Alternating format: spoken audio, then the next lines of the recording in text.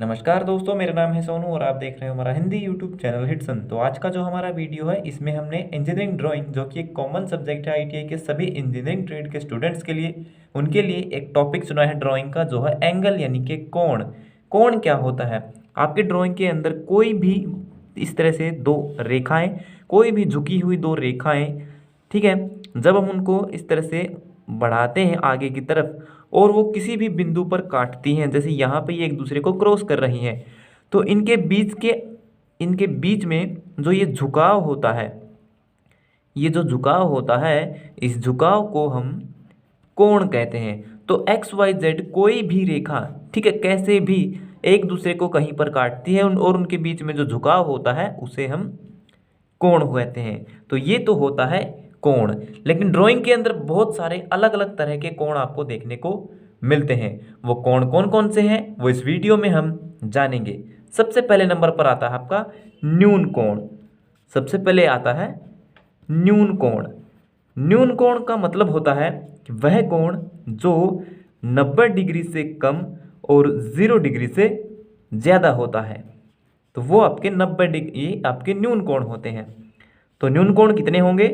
जैसे ये 90 डिग्री, ये 90 डिग्री का कोण है, यहाँ पे 0 है, यहाँ पे 90 होता है। तो इनके बीच में जितने भी कोण होंगे आपके 45, 60, 75 कुछ भी, वो सब के सब आपके न्यून कोण कहलाएंगे। इसके बाद दूसरा जो कोण होते हैं वो होते हैं आपके समकोण। समकोण आपको पता होगा, जो कोण 90 डिग्री का होता है पूरा पूरा, वो आपका समकोण कहलाता है। इसके बाद तीसरे नंबर पर आते हैं अधिक कोण। ठीक है, ये थे कम कोण यानी कि न्यून कोण। उसके बाद आते हैं अधिक कोण। अधिक कोण कौन से होते हैं? जो कोण 90 डिग्री से ज़्यादा और 180 डिग्री से कम होते हैं। ठीक है, तो ये कैसे बनते हैं? एक सीधी रेखा अगर आप बनाते हैं तो ये एक सरल रेखा है और ये होती है आपकी 180 डिग्री की, यहाँ से यहाँ तक की। ठीक है, अब अगर हम इसको इस तरह से बढ़ा दें तो ये 90 डिग्री का कोण, और यहाँ पे बनता है आपका 180 और यहाँ पे बनता है 90। तो इनके बीच में जितने भी कोण होंगे आपके यहाँ पे, ये सब के सब आपके अधिक कोण कहलाएंगे। ठीक है, चाहे इनका मान 110 डिग्री हो, 120 डिग्री हो, 145 डिग्री हो, 160 डिग्री हो। ठीक है, तो 90 से ज़्यादा और 180 से कम के जितने भी कोण होंगे वो सब आपके अधिक कोण की श्रेणी में आएंगे। इसके बाद आता है सरल कोण। ठीक है, इसके बाद आता है आपका सरल कोण यानी कि सिंपल लाइन। ठीक है, तो सिंपल एक लाइन आप इस तरह से बना दो। एक सिंपल लाइन मैंने बनाई, लेकिन ये भी एक कोण है। ये कौन सा कोण है? ये 180 डिग्री का कोण है। तो जो 180 डिग्री का कोण होता है, जो कि एक सिंपल लाइन होती है, इसे हम सरल कोण कहते हैं। इसके अलावा हमें एक और कोण देखने को मिलता है, वो होता है हमारा रिफ्लेक्स कोण। REFLEX।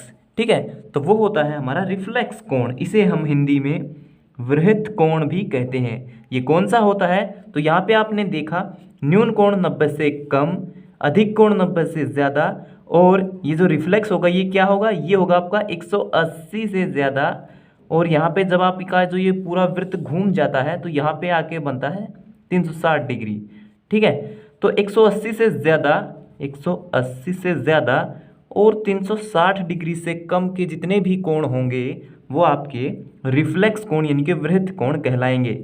जैसे एक कोण है इस प्रकार से बना हुआ है और ये यहाँ से शुरू होता है और यहाँ तक है। मान लो यह कोण आपका 230 डिग्री का है, क्योंकि 180 डिग्री तो आपका यहाँ पे हो गया, 90 डिग्री आपका यहाँ पे हो गया। ठीक है, तो 180 से ज़्यादा ये 230 तक हो सकता है। ठीक है, तो ये किस प्रकार का कोण होगा? ये होगा आपका वृहद कोण या फिर रिफ्लेक्स कोण। इसके बाद आता है हमारा संपूर्ण कोण। ठीक है, संपूर्ण यानी कि ये कंप्लीट कोण है। संपूर्ण कोण कौन सा होता है? जो हम वृत्त बनाते हैं, जैसे ये एक केंद्र है, यहाँ पे मैंने प्रकार रखा और यहाँ पे ये मेरी जो है एक रेखा थी, और यहाँ से शुरू करते हुए मैंने इसको पूरा घुमा करके एक वृत्त बना दिया। ठीक है, तो ये कोण यहाँ से शुरू हुआ और यहाँ से स्टार्ट हुआ और यहाँ पे वापस आके ख़त्म हो गया, यानी कि ये जो रेखा थी, ठीक है, ये ऊपर से घूमते हुए वापस आकर के इसी के ऊपर आ गई। तो ये कोण हमारा कौन सा है? ये हमारा संपूर्ण कोण है। और संपूर्ण कोण का मान कितना होता है? 360 डिग्री होता है। और सिंपल सरल रेखा का मान कितना होता है? 180 डिग्री होता है। तो ये कौन सा कोण है? ये कंप्लीट यानी कि संपूर्ण कोण है, क्योंकि ये पूरा घूम जाता है। ठीक है, इसके बाद आते हैं आपके संलग्न कोण। संलग्न कोण, जैसा कि इसके नाम से पता चल रहा है, संलग्न यानी कि साथ लगते हुए कोण। ठीक है, साथ लगते हुए कोण। ये कैसे कोण होते हैं? जैसे मान लो मैं यहाँ पे एक कोण बनाता हूँ, मैंने यहाँ पे एक कोण बना दिया है इस प्रकार से और एक इस प्रकार से बना दिया है। ठीक है, अब मान लो इस कोण का मान 60 डिग्री है और इस दूसरे कोण का मान, ठीक है, मतलब यहाँ से लेकर के अगर मैं यहाँ तक जाऊँ तो ये कोण तकरीबन 130 डिग्री का होगा। लेकिन यहाँ इन दोनों के बीच में जो ये भुजा है, ये है भुजा इस कोण ए और कोण बी, इन दोनों कोणों को टच कर रही है। तो ये दोनों कोण क्या है? एक दूसरे के संलग्न कोण है, इनके साथ लगते हुए कोण है। लेकिन इस कोण का मान कितना है? इस कोण का मान होगा, अगर हम 130 में से 60 घटा दें, हमारे पास कितना उत्तर आएगा? ठीक है, 4 और 3 7। तो इस कोण का मान होगा 70 डिग्री। तो कोण ए और कोण बी दोनों एक दूसरे के क्या है? संलग्न कोण है, यानी कि कोण 60 डिग्री और कोण 70 डिग्री क्या है? एक दूसरे के संलग्न कोण हैं। इसके बाद आता है कोटिपूरक कोण, यानी कि कॉम्प्लीमेंट्री एंगल। ठीक है, कोटिपूरक कोण, जैसा कि इसके नाम से प्रतीक हो रहा है, ये एक दूसरे को पूरा करते हैं। तो एक कोण, कोई भी कोण, ठीक है, कोई भी दो कोण जो मिलकर के 90 डिग्री कंप्लीट करते हैं वो कोटिपूरक होते हैं। जैसे मैंने यहाँ पे एक कोण बनाया और इस कोण का मान है 40 डिग्री।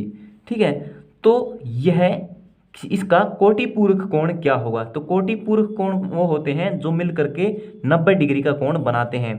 जैसे इसके मैं अगर भुजाओं के नाम लिखूं ए बी सी और डी, ठीक है, तो कोण सी बी डी, ठीक है, तो कोण सी बी और डी जमा में कोण ए बी सी, हमारा इनका योग होना चाहिए 90 डिग्री अगर ये कोटिपूरक कोण है तो। ठीक है, तो कोण बी, ठीक है, कोण सी बी डी में ये 40 डिग्री है जमा A B C equal to 90। और अगर इस 40 को मैं उस तरफ लेके जाऊं तो कोण A B C equal to 90 घटा में 40, ये आ गया आपका 50। ठीक है, तो कोण ए बी सी, ठीक है, ए बी सी, तो यह जो कोण है इसका मान कितना होगा? 50 डिग्री। ठीक है, तो ये क्या है? एक दूसरे के कोटिपूरक कोण है। इसके बाद आते हैं संपूरक कोण। तो यहाँ पे आपने देखा था संपूर्ण कोण, जो एक वृत्त होता है वो एक संपूर्ण कोण है 360 डिग्री का, लेकिन यहाँ पे आया है संपूरक कोण। ये अण है और ये क है, संपूर्ण और संपूरक, तो इनमें अंतर देख लीजिए। ठीक है, तो संपूरक कोण कौन से होते हैं? तो ये कौन सा था? कोटिपूरक कोण। कोटिपूरक कोण वो होते हैं जिन दो कोणों का योग 90 डिग्री होता है वो कोटिपूरक, और जिन दो कोणों का योग 180 डिग्री होता है वो आपके संपूरक कोण कहलाते हैं। जैसे मैंने यहाँ पे एक रेखा बनाई, यहाँ पे प्रकार रखा, ठीक है, और यहाँ पे मैं एक कोण बनाता हूँ। ठीक है, तो मैंने यहाँ पे एक कोण बना दिया और इस कोण का मान है 120 डिग्री। ठीक है, तो ये कोण जो है संपूरक कोण तब बनेगा जब हमें इसका मान पता होगा। तो 180 में से 120 घटाऊँ मैं तो हमारे पास आता है 60। तो इस कोण का मान कितना होगा? 60 डिग्री होगा। अब ये कोण क्या है?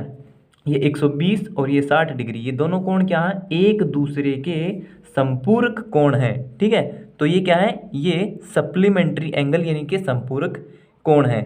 तो इस प्रकार से आपके एग्जाम में अलग अलग प्रकार के जो कोण हैं उनको बनाने के लिए आपको बोला जाता है, जिनके बारे में आपको पता होना चाहिए। सो उम्मीद करता हूँ ये वीडियो आपके लिए फ़ायदेमंद होगा, आपको समझ में आया होगा। तो वीडियो देखने के लिए धन्यवाद दोस्तों। अगर आपका कोई सवाल है तो आप कमेंट बॉक्स में लिख के पूछ सकते हो।